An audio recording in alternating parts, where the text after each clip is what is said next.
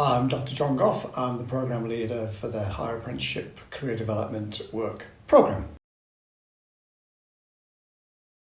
It's a 24-month programme and it comprises two elements. The first one is the training programme, which lasts for 18 months, and that combines the on-the-job training as well as the off-the-job. The off-the-job covers what we call the academic qualification, which in our case is pegged at level 7, a 60 credit postgraduate certificate in career development work. So they're the first 18 months. Then the final 6 months is when you enter the gateway, which is made up of two elements of the endpoint assessment.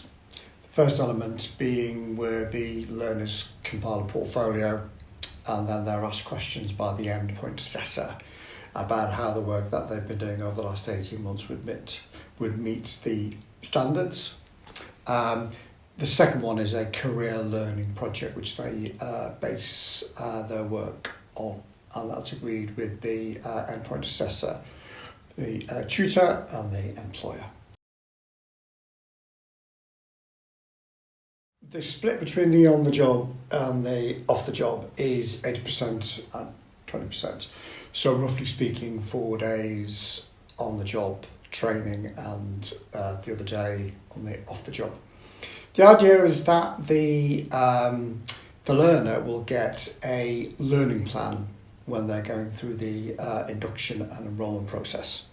And that will identify areas for develop both on the job as well as off the job.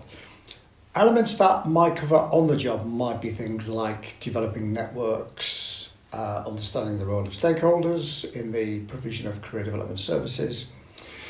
It might be working with employers, as well as the most important work being with clients, whether it's interviews, group work, providing information. And so the role of the employer, and particularly the supervisor of the apprentice, is to help the apprentice to develop the on-the-job skills. In addition, it's hoped that the learner will be able to implement the off-the-job training so that they're linking theory to practice, as well as the other way around, so that practice helps to illuminate theory. The programme is aimed at applicants who are relatively new or brand new to a career development role.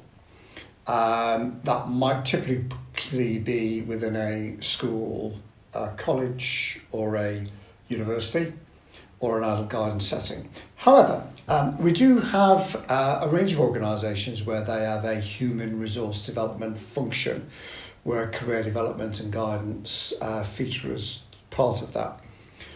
Examples in the current cohort are with healthcare providers where they're looking at providing career coaching and development services to their employees. The programme itself is comprehensive, so the learners get and the employers get two qualifications, if you like. One is the PG Cert and then the other one is the certificate of having met the apprenticeship standard. One of the ethical values of career development profession is continuing professional development. And whilst the learners may meet that through short courses or being part of networks or going to conferences, the range of courses we offer allow the learners to top up their PG Cert from the apprenticeship. And they can either do that on a modular basis, so they don't have to commit to getting the full diploma or the full MA. But if they find that they start enjoying the study and the employer can afford to support the individual, or the individual has the wherewithal to support themselves, then they can continue to build up the credits to either a diploma, which would be a further 40 credits, or to the masters, which would be a further 100.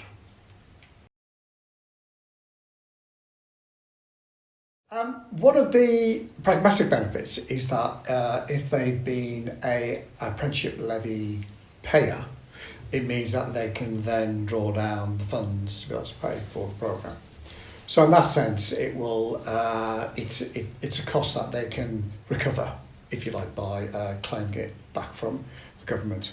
So that would be the first one. More importantly, I think, is the holistic nature of the programme. So it combines on the job as well as off the job. The other one is that the on-the-job training will reflect the realities of the job that the apprentice is doing. So in that sense, the training is much more tailored to the needs of the organisation and the needs of the employer and the needs of the particular clients that the organisation is serving. The other one is the flexibility of the attendance that we have. So we have a block residential. We have 3 of those, each lasting a week.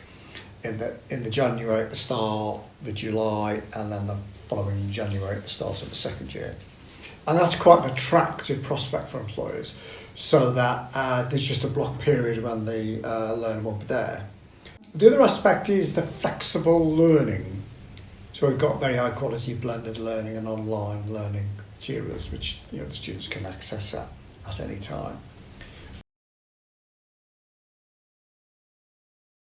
The sport starts very much from the start. So what I would do is meet with the potential apprentice and their employer to go through the programme, to give them a clear idea of what's involved, both from the employer's perspective as well as the learners. Should both parties want to then progress, then we have what's called a skill scan discussion, which allows us to explore the nature and extent of the learner's experience and academic qualifications. And that gives us a good idea of the needs that the learner might have, which are then reflected in the individual learning plan. Some learners, for example, may be coming in with non-traditional qualifications, which we do encourage. And it's a useful flag for us, so it means that we can be offering study support. There's also the central university support packages, which are either online or whether they can work with a study support advisor. And of course, within the Centre for Lifelong Learning itself, then we offer quite extensive study support.